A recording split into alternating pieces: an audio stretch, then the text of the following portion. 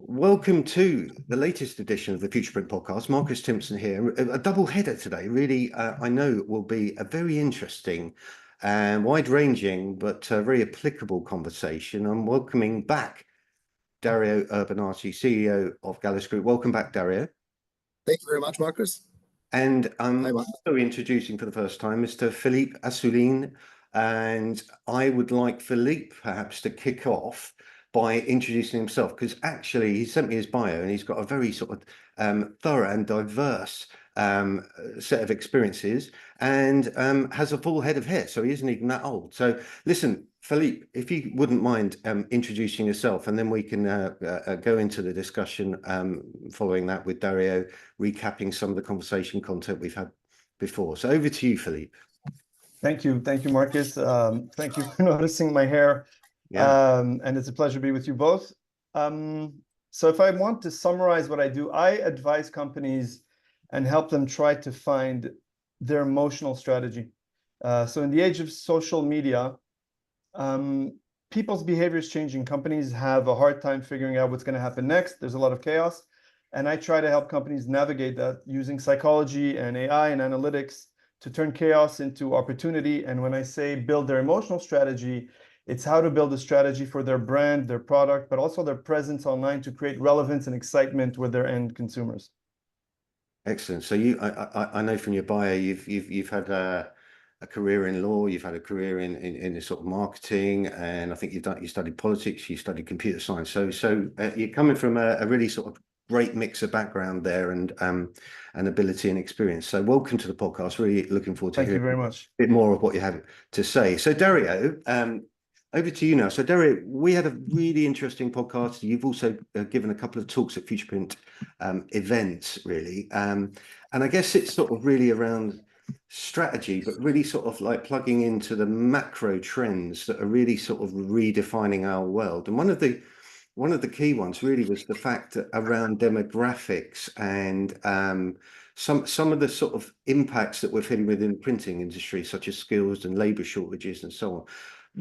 Could you sort of give us a sort of a bit of a recap as to that and really how those sort of macro trends might be influencing your strategy and what you're doing really in terms of leading Gallus? Yeah, sure. My pleasure. Last podcast, we had an extensive talk about macro trends like demographics, urbanization, generation change. I believe we had a very interesting conversation. And the nature of a macro trend is that it doesn't really change overnight, right? So on the demographic side, I can recap. We had a conversation that the baby boomers are leaving workspace.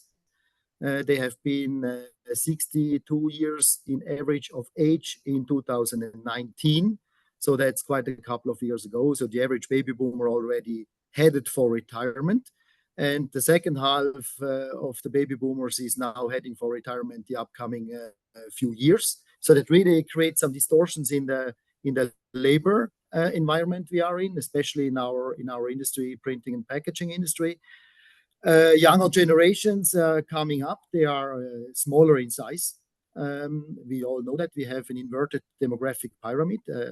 We didn't really produce enough babies during the last, let's say, 30 years. And nowadays, smaller cohorts of younger generations are entering the workspace.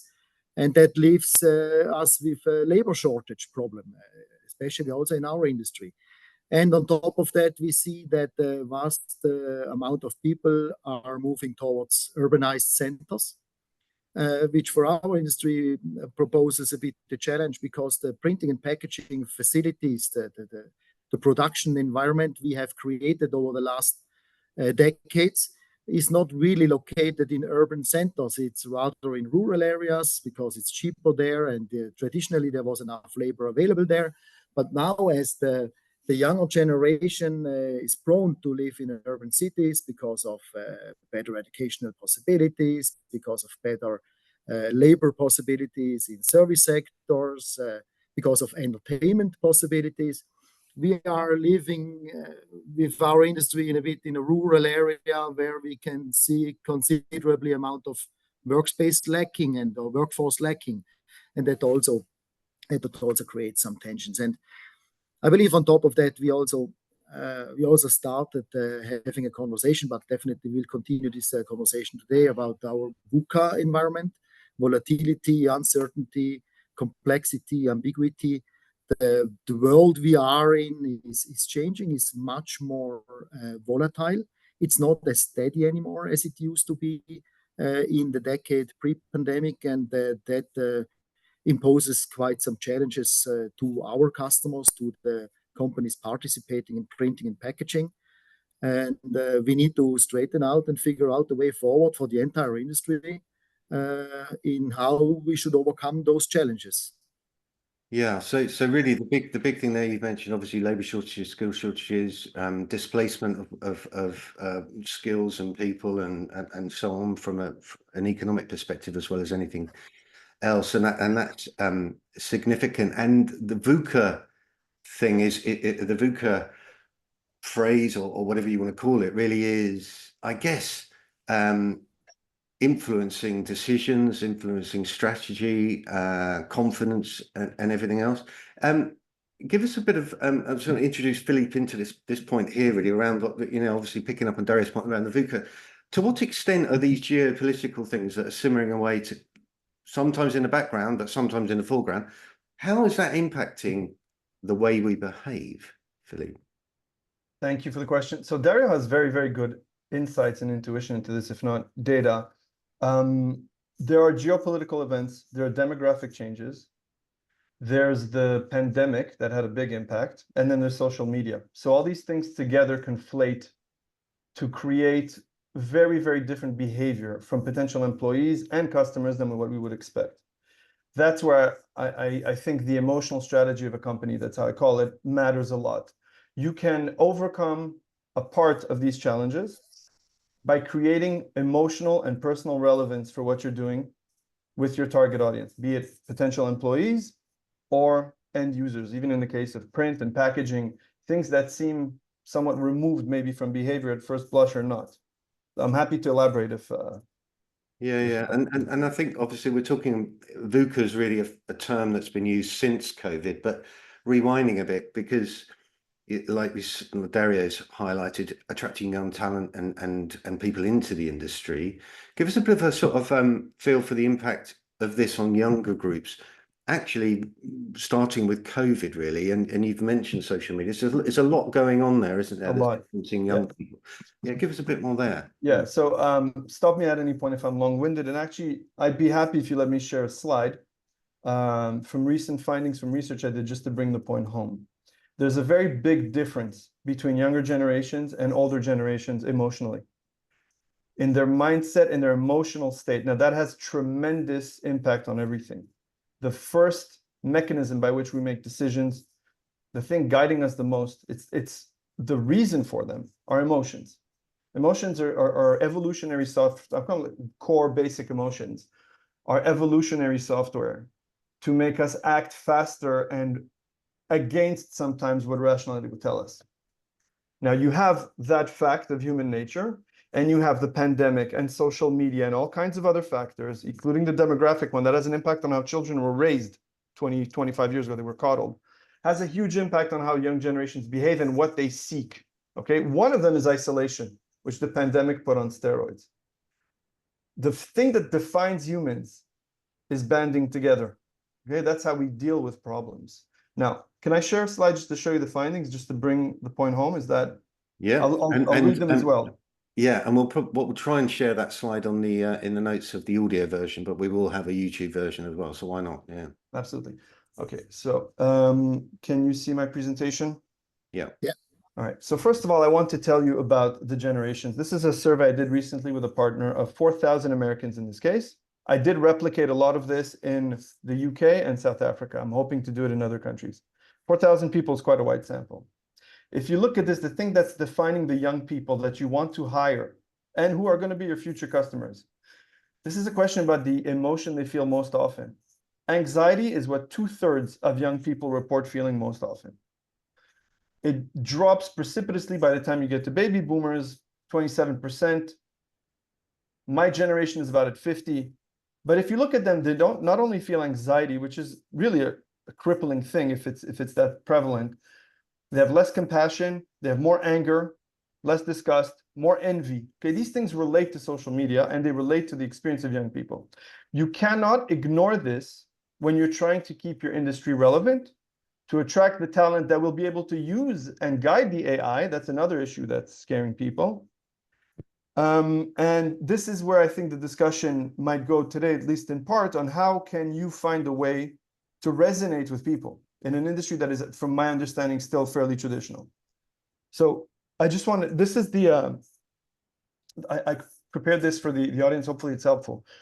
Seeing how every generation and even subsegments are defined by emotion, you need an approach. Now, I developed this for companies and in my academic research. A model of communication. Now, communication can be print, communication can be a podcast, it can be a job description, it can be whatever it is that the brain interacts with. And young people, like everybody else, will evaluate things with their hearts and then their minds. And you have to take that into consideration if you want to propel your industry into this new reality. You have to look at emotions first. How does it make people feel? Number two, can you create a sense of belonging in them, the right sense of belonging? Do they feel some kind of pride they can show off about if they're associated with your industry or your brand, or even the packaging? And all these things happen automatically, they happen subconsciously, we're all subject to them. After that, does it fit with their values? And this is where you see a lot of companies getting stuck because they ignore the emotional and the social aspect, and they try to pander to new values, be it anti-racism, climate. If you don't have the full package, it's hard to do. Only after that can you argue my product makes sense, it's a good product, it has these features, etc. Now, a lot of companies crash here in the new environment precisely because of the problems you raised. I think the most notable is what I've shown now is anxiety, but there are other ones, and we can elaborate how the demographics, the AI, the pandemic has affected the strategic environment of companies, certainly if they work for B2C at the end. Interesting. And I guess, Dario, really sort of bringing you back into that. Thanks for that, Philippe.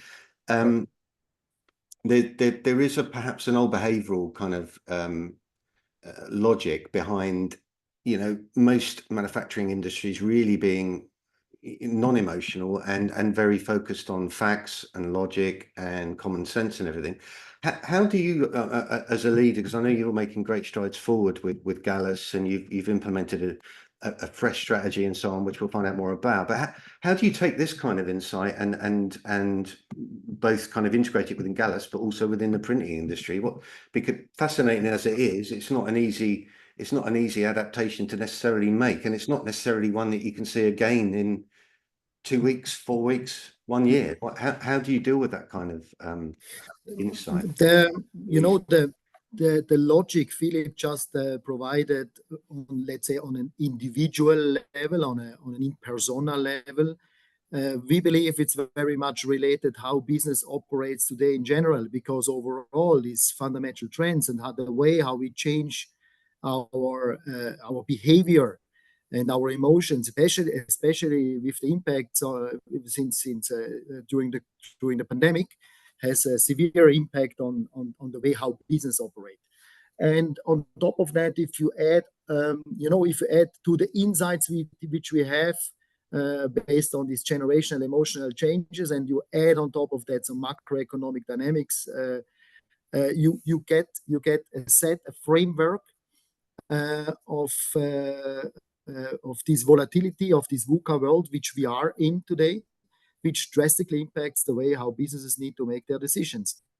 And what we see is that increasingly businesses tell us that they have issues with long-term planning like they did it in the past. In the past, you had a certainty that you can buy a piece of equipment or a set of technology, and you can run it for 10 years in the same way because you've been more or less in a steady environment. Of course, we had ups and downs, but in principle, the world was relatively steady in the decades pre-pandemic. Now we have left that steady, more or less stable environment, and some business tell us or ask me also in person over the course of the last 2 or 3 years, how can I invest in equipment which I need to depreciate over a course of 10 years if I don't even know what I'm going to print in 5 years from now?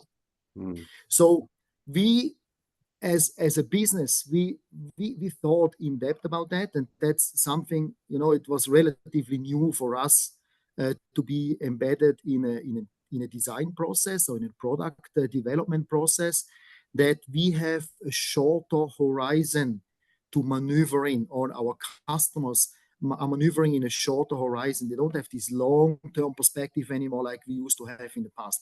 And that led to the fact that we said we need to build in flexibility by design in whatever we create as a product, because if the world is changing or the customers' business models are changing, we need to provide them products with the necessary flexibility to adjust and adapt in a relatively short period of time, provided a new regulation is coming out in terms of sustainability, or new technologies are introduced to the market, so they don't really are stuck with a production system from the past, but have the possibility to adapt and reframe their production environment. And that led to the system to compose, which we have introduced at the drupa a few months back, which is an ultra flexible production framework based on the Gallus Label Master platform, where you, in a modular way, like with Lego bricks,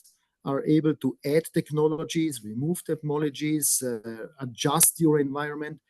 And we intend, of course, to introduce the same flexibility in all other aspects of our value creation process or product design process, because we believe that this flexibility by design might be one of the important cornerstones of addressing the problems of the VUCA world now and in the future.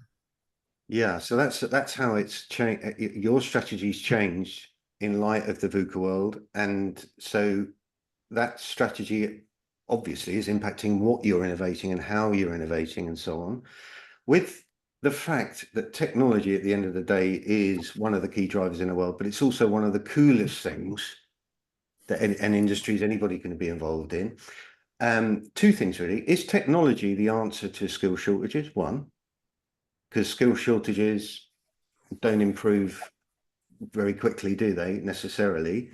And is technology, the more it's presented in an exciting way, a way to actually attract young talent? Are those two things really potentially answers to some of these kind of fast changing but significant problems? I believe yes, technology is the answer to it, and based on the following reasons. First of all industries are competing around the same pool of labor, which is shrinking. So everybody wants them.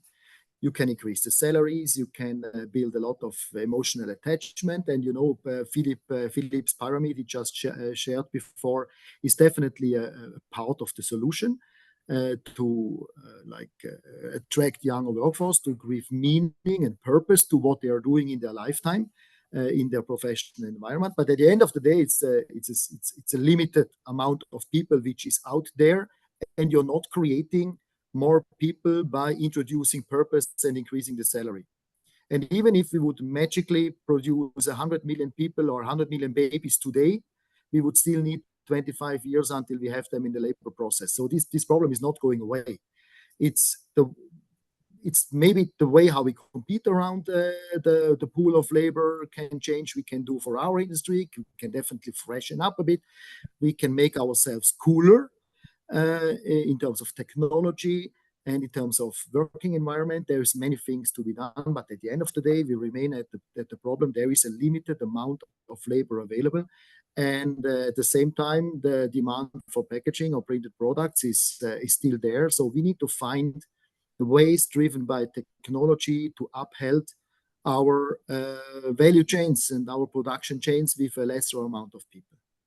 So automation, at the end of the day, which is, to answer your question, technology, yes, automation is definitely the most significant part of the problem-solving process.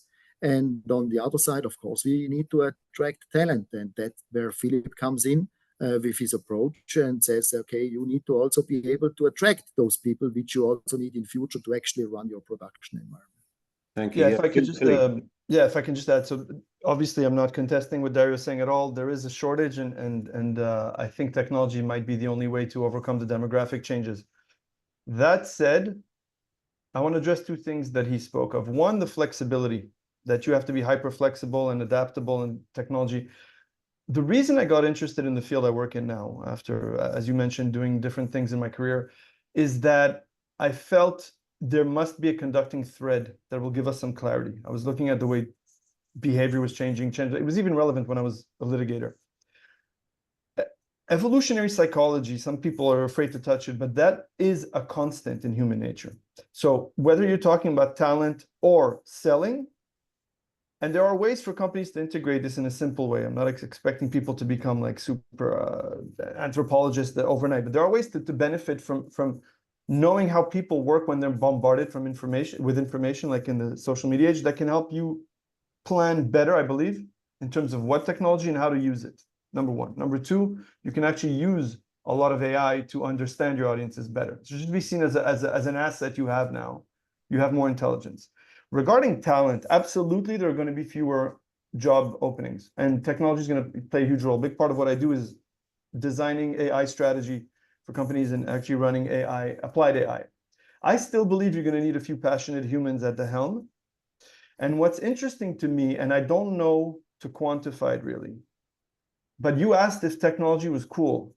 I think people are, it's so ubiquitous in young people's lives, it might be pushing them away. There's actually a trend that we've discussed, Dario, you and I, of young people turning to craft. There is an obsession in some parts of the internet, TikTok, Instagram, with craft, with people, even taxidermy, with people, food, so many people don't, carpentry, you name it. Simple tasks that allow people to differentiate themselves, to show off their skills. That's super important. Work with their hands and still find some relevance away from AI. I think AI is also a threat. So I would be careful in promoting AI to the abstraction of all those other things alone, right? It's also scary. Young people understand how fast it's going. And there are movies being made now with generative AI that didn't exist 3 years ago, right? Then it started making pictures. We were all blown away. That feels ancient. Now it's making movies that look realistic. They have the hair flickering in the wind, and all these things come from just computers being more powerful.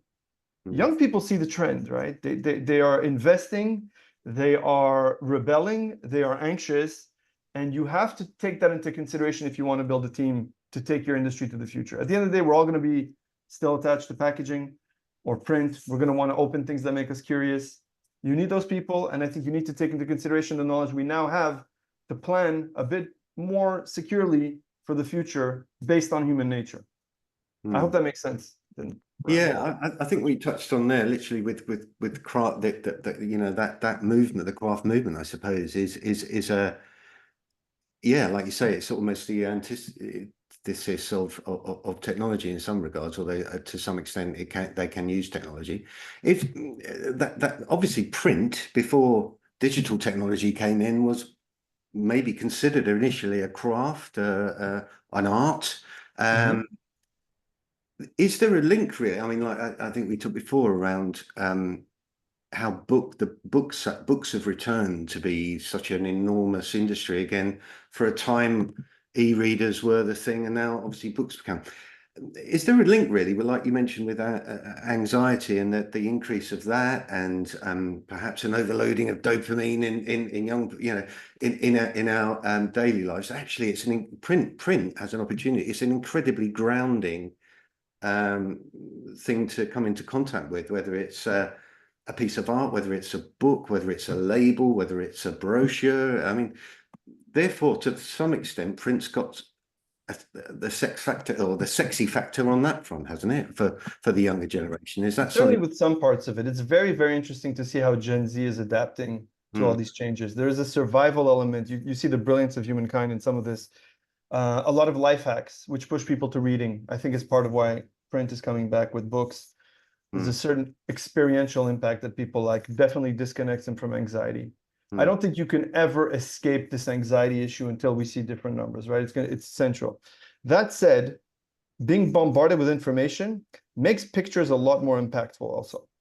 I cannot overstate, I don't know your industry, and with humility, I just say what I know, but I've studied a lot of people's reactions under different emotions to colors, to faces, to fonts, to contrast.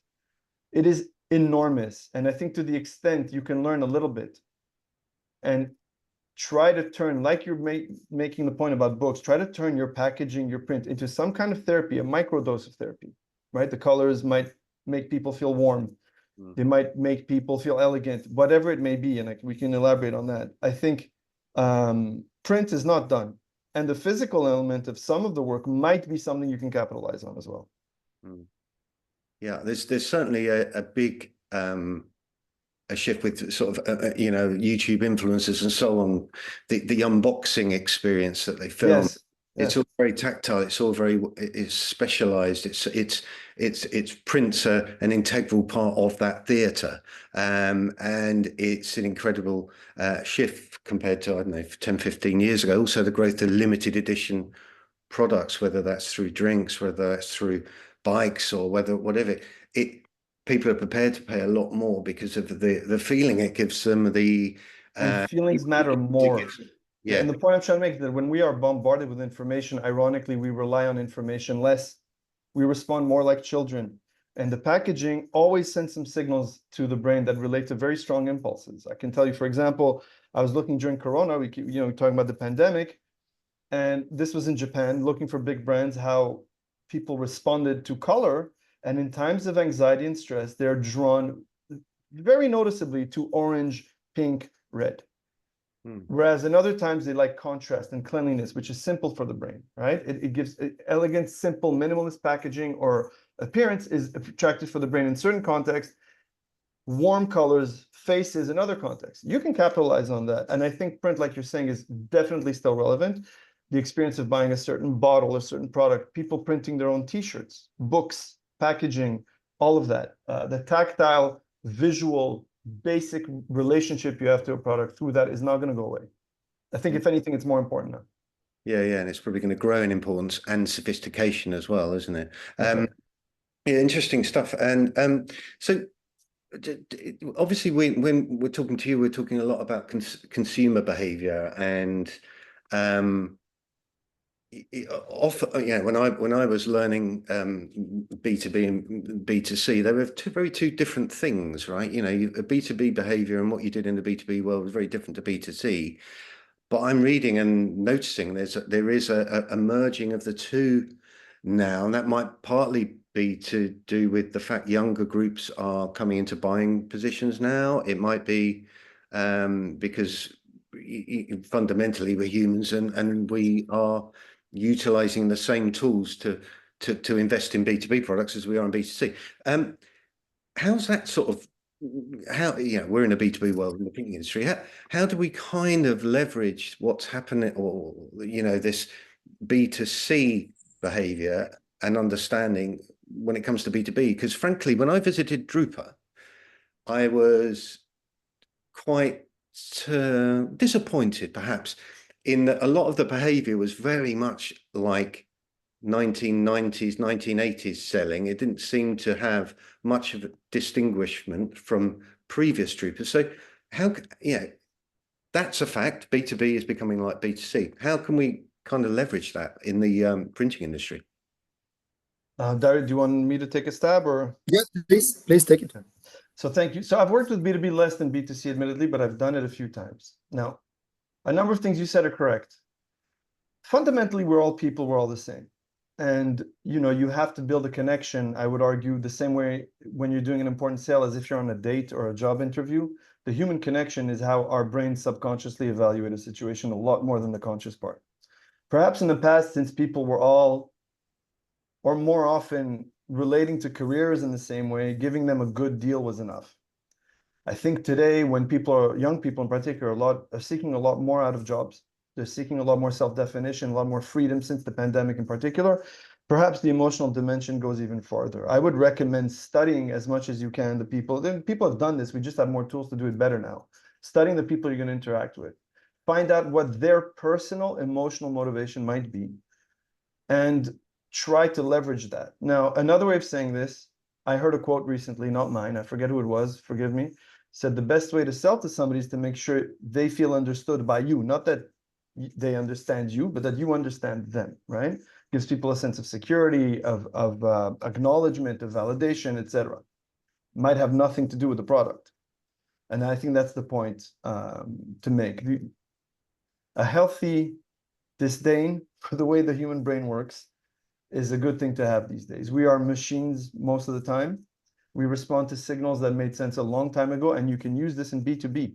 Find out how to connect with the person. I mean, I don't think any of this is new. We just have tools to map it now, and how to make them feel their personal motivation is being taken care of. And then they will use the facts of your product, of your offering, to justify to themselves a decision they've already made.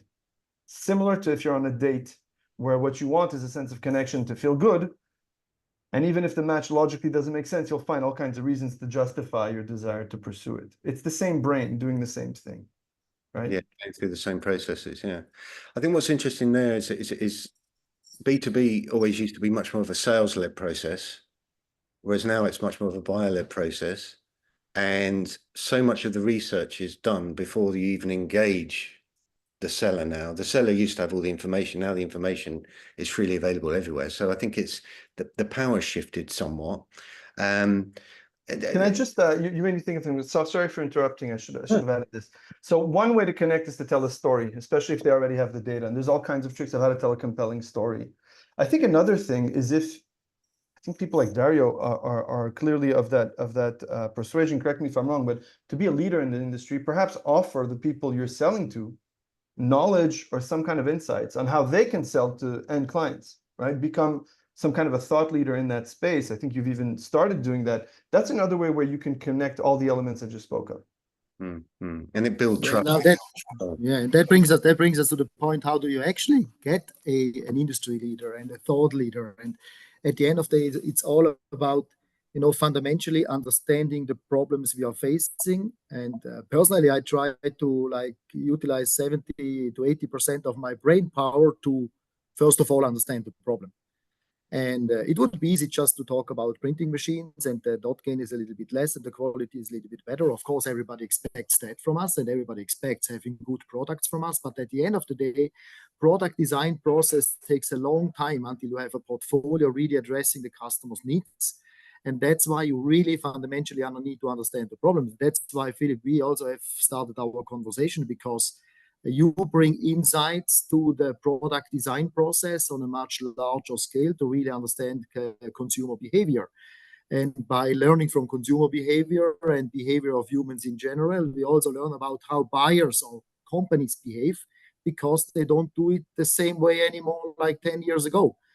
And obviously that has an impact on our whole industry. And that's why we bring together all those different voices in order to have this collaboration, which we are promoting already since quite a number of years. Speaking about Drupa, somehow I agree with you, Marcus. We have seen a number of companies using older recipes for modern illnesses. But I believe the industry itself also needs time to adjust. We are an industry with very long innovation cycles, and we didn't have a Drupa since many, many years. And at the end of the day, I believe it was now the first start at this Drupa to regroup, to show what we have achieved in our development cycles over the last, I believe it was 8 years ago since we had a Drupa. And I believe on the product side, we made quite tremendous advantages. Drupa was much more, it was more digital. It was more interconnected. It was fresher from an appearance. But I believe this is only the start of a larger process, which the whole industry needs to be engaged also to bring up a certain more modern touch into the way how we appear as an industry at an exhibition. I believe that certain point I give you right. On the other side, I must say that on the product side, on the interconnectivity side, I believe we made quite some steps forward. Yeah. Well, it's just interesting what you were saying there, Dario, but previously in terms of how it's influenced strategy and innovation. Because at Drupa, I saw quite a lot of centralized innovative products that might make sense if you're in the US or if you're in China or in Japan, but in Europe may not make sense in the same way, because the needs and the fundamental marketplaces are far more fragmented. So I think your modular strategy is really interesting, and has a lot of relevance right now. So it'll be interesting to see how that develops and how innovation changes. It's also really interesting, unprompted, Philippe. I'm a big fan of storytelling. You mentioned storytelling and thought leadership. And while there was some at Drupal, it stood out because I didn't see a huge amount of it. But I think that is indeed an incredibly powerful way to connect with people and to build trust and inspire people and do business in essence, because you might find actually you're dealing with 4 or 5 buyers now within a company, not one. And so having that out there and communicating with as many people as possible makes a lot of sense. So really, in terms of Drupal, well, I think we're done there, and we're sort of looking ahead, I suppose. As you said, Dario, we're having to change all the time, right? You know, things are so unpredictable. Can we afford to have an optimistic outlook for the printing industry? Yeah, for sure. Isn't it your job to have an optimistic outlook? Yeah, definitely. I mean, first of all, it's a super inspiring environment. If you actually have the possibilities to turn things into a future, it would be boring if all the jobs we are doing today and all the thoughts we are taking and all the measures we are implementing would have taken already 20 years ago. Then it wouldn't need us. I believe there is a tremendous possibility in the printing industry to drive it forward in the future. I mean, there is a tremendous amount of technology out there which we can implement. There is a super inspiring amount of learnings we can harvest, like from Philippe and from other thought leaders from other industries and academic directions, which we can implement in our industry to really drive things forward into the future. And I think that's personally a very positive outlook. And if you look what we have done already in the last few years, you mentioned it beforehand, we came up with modularity, we came up with additional solution in workflows, in automation, and I believe we kickstarted as a whole industry, but also Gallus, of course, as a company, we have kickstarted a development which is super exciting, which is really also inspiring for quite a number of individuals and companies in the industry. And I believe there is many very exciting things to do. And so far, I'm very positive about print and packaging. At the end of the day, print and packaging is still a growing industry. We also must admit we show healthy growth numbers despite some bits and pieces of challenges now and then. We still have a very positive outlook into the future. I can say, if I can jump in, sorry, Marcus, I tend to do that, but hearing Dario speak, it makes me think of other things. So number one, I've worked with a number of industries, from advertising to beauty to consumer goods. Dario has a very good intuition and leadership here. So that alone, I think, is a good sign. Not everybody does, not every industry does. And we've had discussions where we talk about psychology. I think it's a promising thing for print in particular, because print is a way for people to self-express today. I think maybe there's a way to harness that. You can just see even my kids, when they manage to create something or to print something, it feels more real, more tangible. They're proud of it. And it doesn't have to be inaccessible to incorporate empathy for your audience, to develop an emotional strategy. It doesn't have to be super hard, right? It's complex science and AI, but you don't have to do that. There are insights available at any level of effort you want to put. Either you hire an expert on one end who can build for you systems and you have a pulse on your population, B2B or B2C, or on the other end, there's a ton of material out there just in simple reading, insights that people collect, academic articles that can also be very, very useful and giving you a little advantage compared to the competition. So if you have the right mindset and bold leadership and just the courage to try finding out or investing time or resources in it, I think it could be a very real advantage, in particular for print. But you know your industry better than I do, for sure. But I think what you've said there, both of you, really, is like you said, mindset. You mentioned leadership. I think this is more, now is the time for adaptive leadership, as opposed to, you know, technical leadership. We can't follow what happened before and expect it to work now, right? So there's got to be a level to which experimentation, trying things. I mean, you use the word a lot, Dario, collaboration. I never hear you say competition. And clearly we're competing, but, you know, and we have competitors. But the word collaboration and a fixation with competition doesn't necessarily drive the solutions that we need now, right? So through collaboration, you get the insight and the relationships you need, right? You know, somebody said once, intelligence is the ability to adapt your opinion if you learn something new, or to change your opinion if you learn something new. And learning something new must be the goal for each and every one of us every day.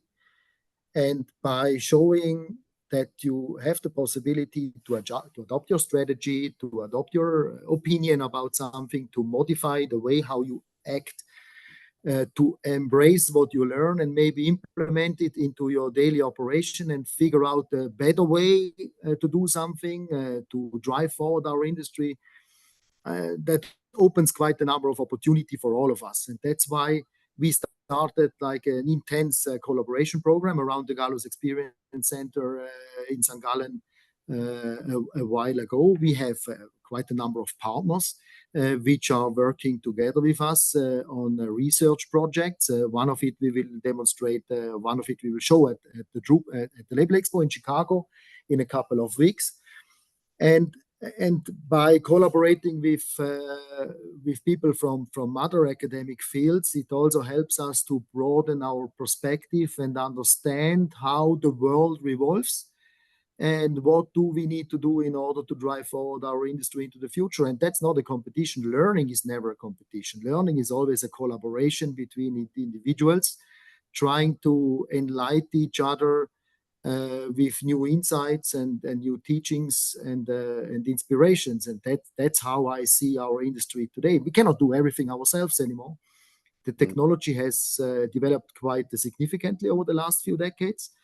We need each other because most of us in our industry are system integrators anyhow, or utilizing technology from system integrators to create beautiful products. So none of us is alone on this planet. And therefore, I believe collaboration is the right way forward to go. And if at the one or another point we are competing with somebody, so be it. That's fair enough, and that's part of the game.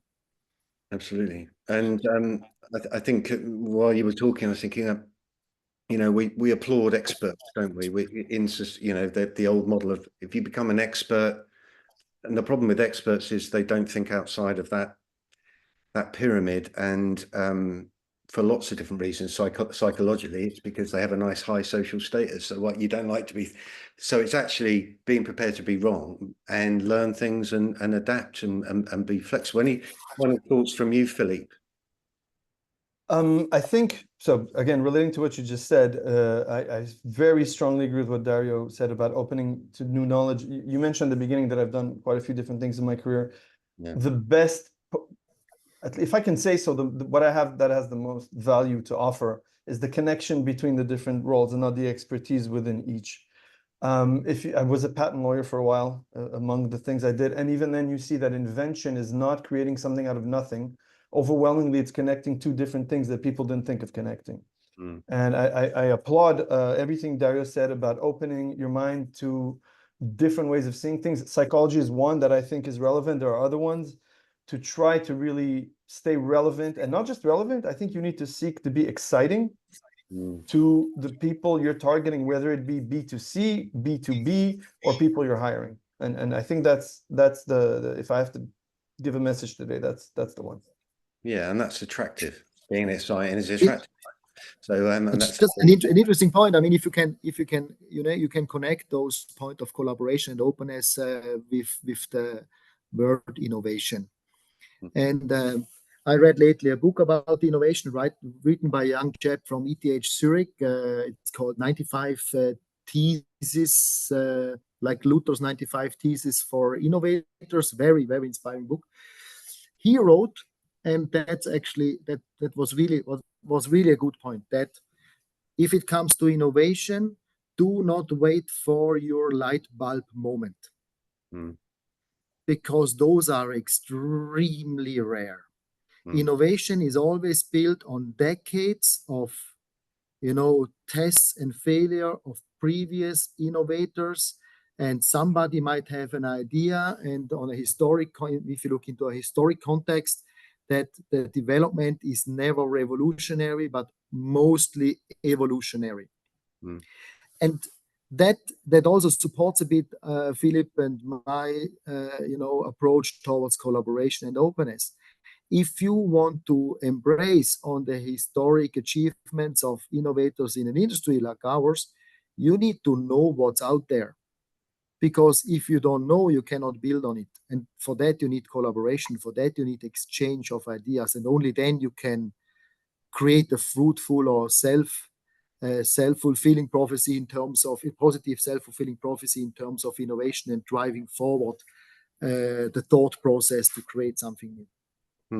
Even a layer that just, I think, to strengthen this, in my experience, I've had the chance to work all around the world in different cultures, not just looking at different schools of thought and different fields, just different cultures. I mean, you probably guys know this better than I do, but you stay around different cultures with their own reflexes and assumptions, and it kind of bends the way you think and allows you to apply that to new fields. Especially if you're trying to do it with consciousness, consciously trying to mix and match things. I used to tell people who worked for me, to read books that had nothing to do with what we were doing once a week. Just read one book a week, or something that had nothing to do with what we were doing, and try to integrate in what we were doing. So I think, that's why I was going back to the leadership point and the ability to carry your industry forward. Yeah, interesting point. It's opening up new neural pathways in a way, isn't it? And then breaking down we're all stereotypes exist because they're real, right? We all are to some extent defined by our environment, aren't we? Reminds me, actually, the story of the Brawn GP. I don't know if you've seen that on Disney Plus. The Brawn won in 2009. They won the F1 World Championship. They were abandoned by Honda just before 2008, and they kept going, and they created this new team. And just on the language thing, which I thought was interesting, it did many things, not least because it broke down all of the kind of hierarchy. They galvanized the team. They were determined and everything else. It's a fantastic story if you want to watch it, and it's true, and it's probably never happen again. But the innovation that got them somewhere was this thing called a double diffuser. And the guy that thought of it or introduced it in a team meeting, Japanese engineer, not particularly senior one. So again, it leveled out the kind of culture. And what he did is he read the rules and regulations in Japanese. Yeah. And he noticed in Japanese, but nobody else had noticed it in English or German or French. And it's just interesting. And that double diffuser led them to, win. Can we talk about that for a second? The power of priming. Like, you're getting me like all excited. You could probably see this is probably the most fun part of the job. Yeah. You make people think in a different language, and it activates completely different networks that give them different abilities. There's all these experiments that show you, they asked young people to unscramble sentences that had words somewhat associated with Florida, and it made the young people think of old age, and they behaved like they were old. They were coughing, hunched over, walking slow for a half hour. You put a set of eyes or even two circles in a room, people connect to the pathways that have to do with being watched or being observed. Some connect to religion, some connect to police. They're less likely to shoplift. They're less likely to steal lunches. They're less likely to be lazy at work. We are such interesting and non-rational machines. And so the more you can imbue yourself with all kinds of signals all day, Dario, I think you're in Switzerland, you have a number of cultures there at hand. Read books about completely different things. You're going to see the sparks start to fly and things being connected. Priming is just what you were describing about the Japanese. I think it's also why Chinese people are good at math. It's not because of some genetic thing. It's that the language allows them to visualize numbers in a different way. And they can be better at math if they're thinking in that way than if they're not. There's all this new research showing that if you use a certain language, your emotional dispositions and behavior change. And then you shift, and it's another one. It's very, very interesting how we work. All of this now is much more available to people in terms of knowledge, right? It's not the cutting edge of science anymore. A lot of it's been established, and it can be used. Fascinating. I don't speak another language. Would it work if I thought in Australian? Maybe not. I don't know. Possibly not. Maybe. You have to, yeah, I lived in Australia. I think it is a different language. Yeah. Anyway, that's fascinating. Just to finish off, really, Dario, what does Gallus have in the pipeline to move the industry really forward? And have you got anything you might want to share with us before we finish? We have, yes, I can share one small bit, as I just mentioned before, and we are going to show something at Label Expo Chicago, which is something coming out from a research project we held in the Experience Center. A bit too early. We really want to show it for the first time at the Expo. Pass by at the booth we have in Chicago, come and see what we designed. It can be a game changer for our industry. And I'm really proud that we could make something which I envisioned already 2 years back. And we've joined forces with one of our partners and our internal research group. We really created something really cool. And that's what I can share now. Pass by in Chicago. Have a look. Fantastic. That's awesome. Listen, gentlemen, I could carry on. It's been a fascinating conversation with you both. Really delighted to have you share that with us. I know it's going to be a popular podcast, and at some point in the future, it'd be good to kind of have you talk about this, perhaps at a future event as well. So thanks so much for joining us and for giving us that tremendous insight, both of you. Thank you. Thank you very much, Marcus. Thank you, Dario. Thanks, Thank you, Philippe. Marcus.